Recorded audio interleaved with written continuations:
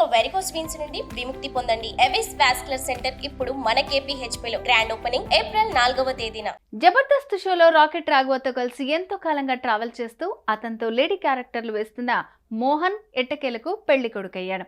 ఆ ముద్దుగుమ్మను పెళ్లాడి ఓ ఇంటి వాడయ్యాడు. ఆ పెళ్లి వేడుకను బ్రీఫ్ గా చూసేద్దాం.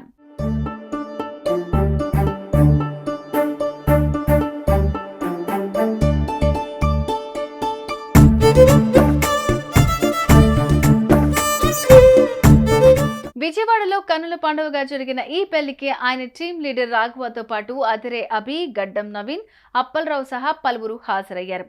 వధూవరులను ఆశీర్వదించారు.